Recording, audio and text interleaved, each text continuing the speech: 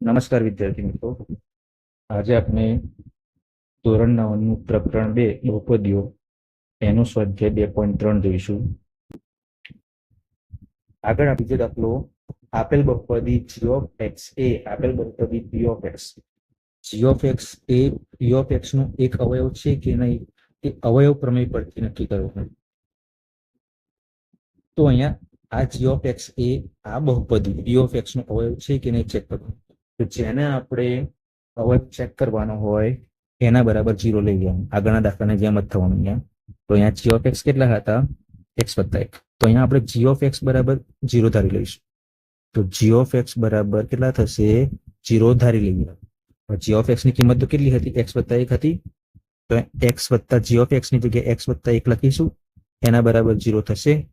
અહીંયા આપણે x ને કરતા બનાવીશું. તો x ને કરતા બનાવીશું તો x બરાબર કેટલા થશે? -1. હવે આ -1 કિંમત આપણે p of x માં મૂકીશું, એટલે કે આ બહુપદીમાં મૂકીશું.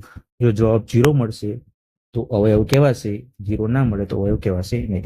તો ચલો આપણે x બરાબર -1 ની કિંમત p of x માં મૂકીએ. તો p of x માં x ની જગ્યાએ -1 મૂકીશું તો શું બનશે? p of -1 બરાબર. અહીંયા દરેક x ની જગ્યાએ આપણે -1 લઈશું. તો 2 × x ની 3 ઘાત એટલે 2 × -1 ની 3 ઘાત વત્તા x નો વર્ગ એટલે -1 નો વર્ગ ઓછા 2 × x એટલે x ની જગ્યાએ -1 અને છેલ્લે -1. હવે સાદુરૂપ આપીશું આનું. તો બરાબર 2 × -1 ની 3 ઘાત કેટલા થાય? -1 થાય. વત્તાના વત્તા -1 નો વર્ગ કેટલો થાય? +1. પછી આ ઓછા ઓછા વત્તા 2 × 1 કેટલા થશે? 2 અને છેલ્લે -1 તો હતા જ. ઓકે, હવે અહીંયા આગળ સાદુરૂપ આપીશું. તો 2 × -1 કેટલા થવાના? -2 થવાના. આ 1 વત્તા અને 1 ઓછા કેન્સલ થઈ જવાના. અહીંયા તો શું રહેશે? +2 રહેશે, +2 રહેશે. પછી આગળ આ બંને કેન્સલ થશે, +2 અને -2 કેન્સલ થશે. શું મળશે આપણને? 0 મળશે. તો p of -1 ની કિંમત શું મળી? 0. માટે આપણે લખીશું કે g of x A p of x નો અવયવ છે.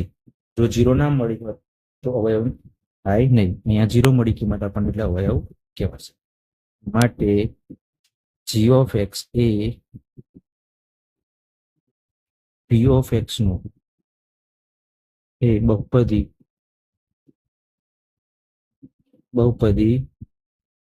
p of x નો અવયવ છે. અવયવ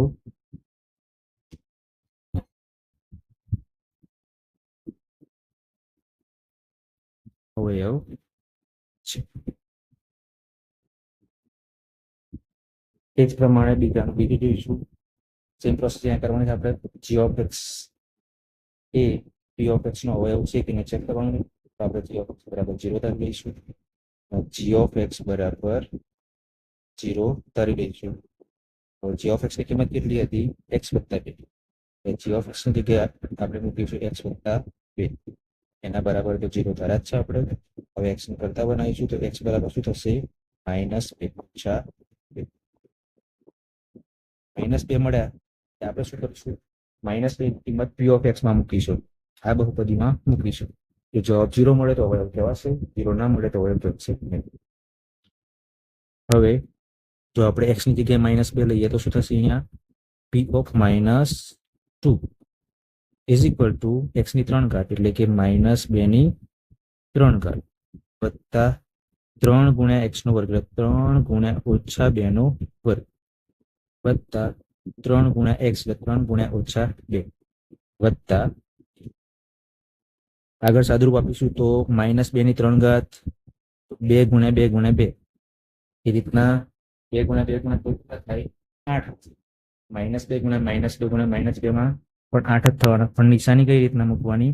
તો જો અહીંયા એકી સંખ્યા હોય ઘાતમાં તો માઇનસ આગળ આવશે, જો એકી સંખ્યા ના હોય તો આગળ આવશે માઇનસ આવશે નહીં.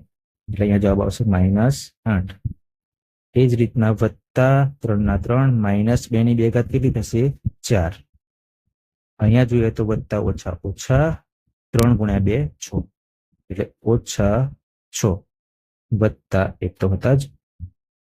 આગળ સાદુરૂપ આપીશું તો આપણે -8, અહીંયા 4 × 3 એટલે 12,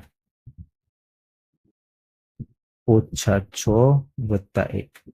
આનું સાદુરૂપ આપીશું આપણે તો પેલા ઓછા ઓછાનો સરવાળો કરીએ તો કેટલો થાય? આ -8 ઓછા 6 કેટલા થવાના? 14.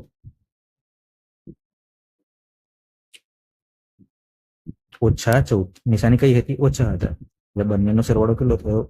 ઓછા 14. અહીંયા 12 વત્તા 12 અને વત્તા 1 કેટલા થવાના? વત્તા 13. અહીંયા આવશે વત્તા 13. આનો જવાબ કેટલો મળશે આપણને? -1. એનો મતલબ P of -2 બરાબર 0 ના થયા. એટલા માટે આપેલ બહુપદી એટલે g of x A p of x નો અવયવ થશે નહીં. માટે g of x એ બહુપદી p of x નો અવયવ નથી.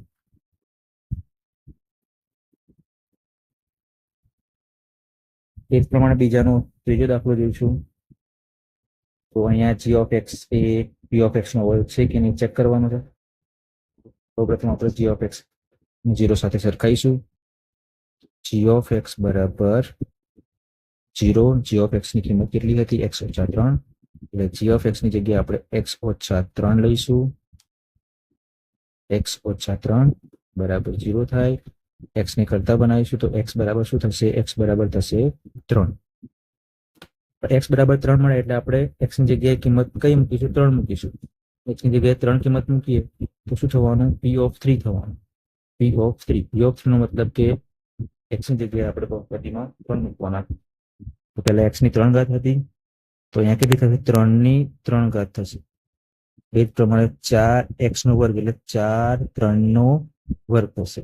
વત્તા x એટલે +3 અને +6 તો હતા જ. 3 ની 3 ઘાત કેટલી થશે? 27. ઓછા અહીંયા 4 × 3 નો વર્ગ થશે 9, વત્તા આ 3 + 6 કેટલા થઈ જવાના? 9 થવાના.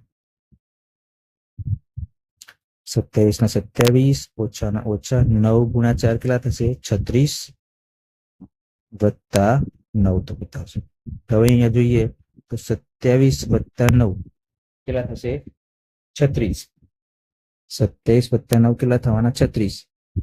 અહીંયા આપણે લખીશું વત્તા 36 અને આ ઓછા 36 તો હતા જ. ઓકે, વત્તા 36 ઓછા 36 કેન્સલ થશે. શું રહેશે? 0. એટલે p of 3 બરાબર આપણને શું મળ્યું? 0 મળ્યું. 0 મળ્યું એટલે g of x A p of x નો અવયવ હશે. માટે આપણે લખીશું અહીંયા g of x એ બહુપદી p of x નો અવયવ છે.